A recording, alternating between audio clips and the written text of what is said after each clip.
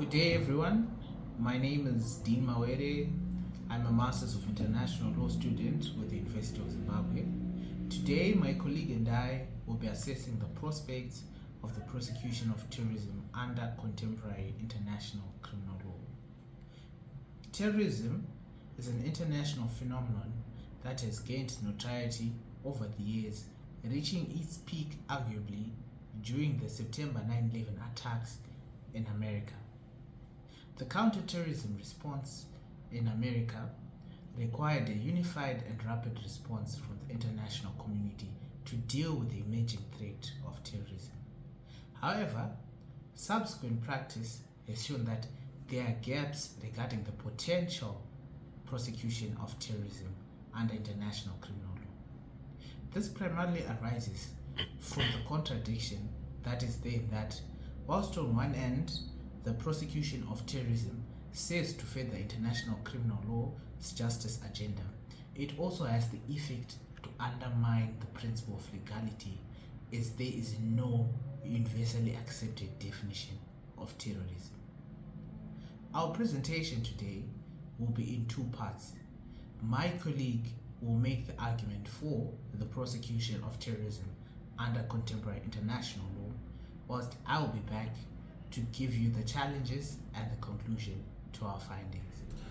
Thank you very much, Mr. Mawere. Yes, I'm coming in to look at the arguments that affirm the position that there are prospects for the prosecution of terrorism in international criminal law.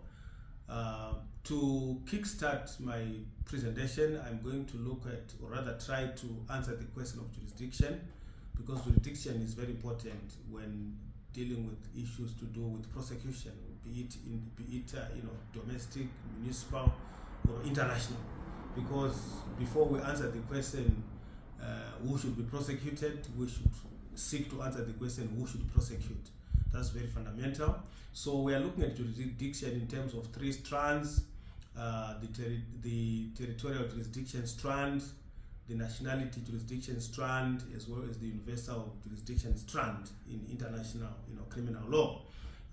With the former, we are simply saying the state that where the crime was committed is the jurisdiction to hear or to prosecute. With the nationality jurisdiction strand, we are simply saying the location of the perpetrator is very important, which is to say that the state where the perpetrator is located, yes, the jurisdiction also to prosecute.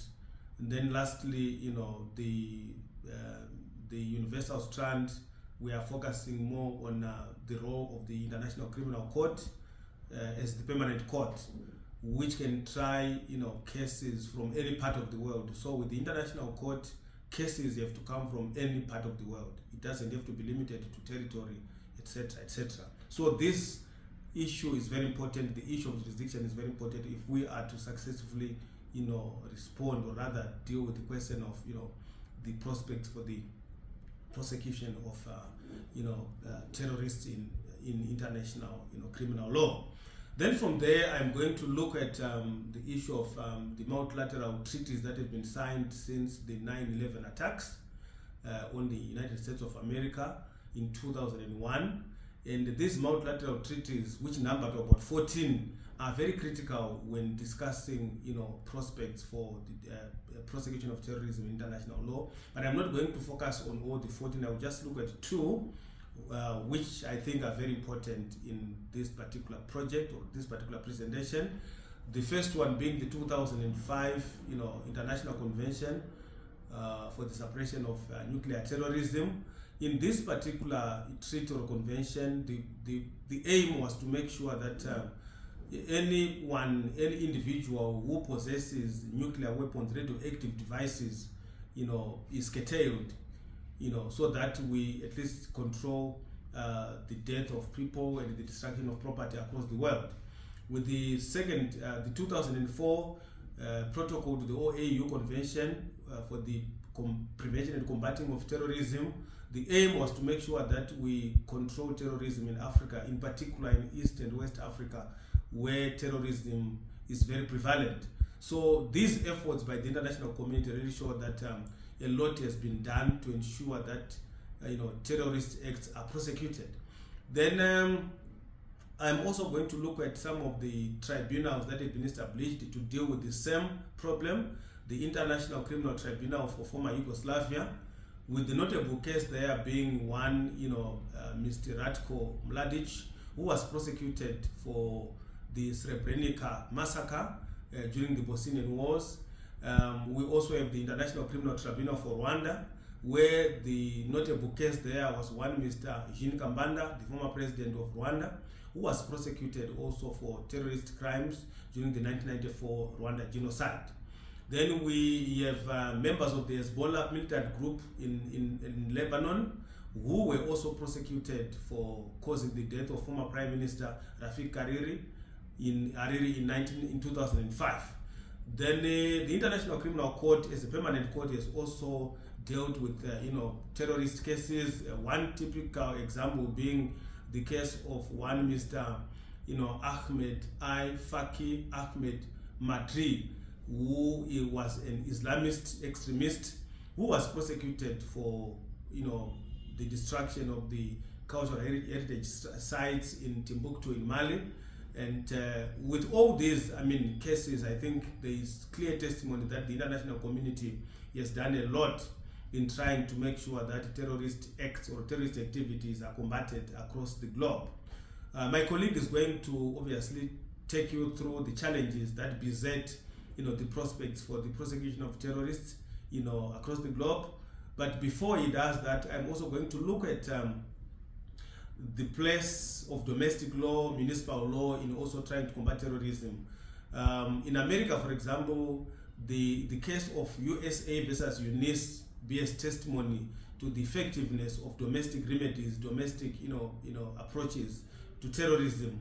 In this particular case, UNIS was arrested by the FBI because he was alleged to have hijacked a plane from Beirut to Tunisia and forced it back to Beirut. And when they arrived in Beirut, Yunus and his accomplices forced the passengers to disembark, and among the passengers were 2 American citizens. And after all the passengers had disembarked, Yunus and his accomplices blew up the plane. And so he was charged of 3 crimes.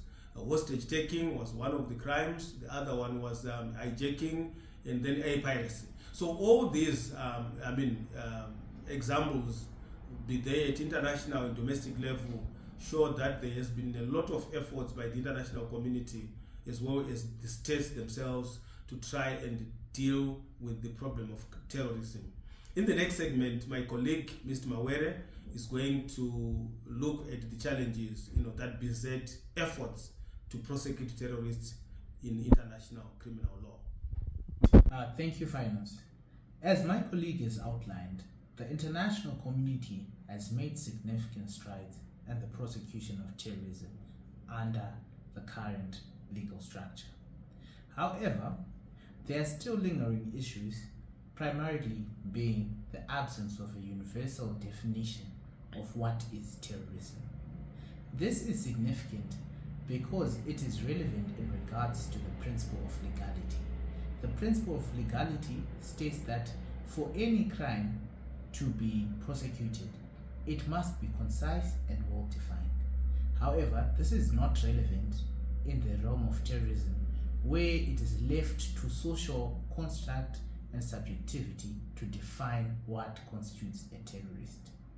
This affects state corporations as states have different understanding of what constitutes terrorism. The Hamas group currently is one such example. In some quarters, the group is viewed as a national movement group, whilst in other quarters it is viewed as a terrorist organization that must be quelled. In addition, the principle of sovereignty of states has been a significant factor in hindering the successful prosecution of terrorism. This is because terrorism involves a wide range of factors that might range from the possible detention of political enemies or the death of civilians, As such, states are unwilling to support the prosecution of activities that might further their own interests within their own domestic realms. Lastly, I will touch on the issue of evidence where prosecution is undertaken. Because terrorism in most instances involves a transnational crime, the constituent elements of the crime might be available in two or more jurisdictions. This creates significant challenges in the sense that it might be difficult for the prosecutor to acquire all evidence relating to the commission of the crime in question. As such, there are certain instances where prosecution will no longer be possible because the evidence required to back up this claim has not been acquired in a particular jurisdiction. So in light of this, we can successfully say that although the opinion juris of states, particularly in the aftermath of 9/11, suggests an antipathy towards terrorist acts, the international legal framework has not yet caught up to provide comprehensive scope for its successful prosecution. We thank you.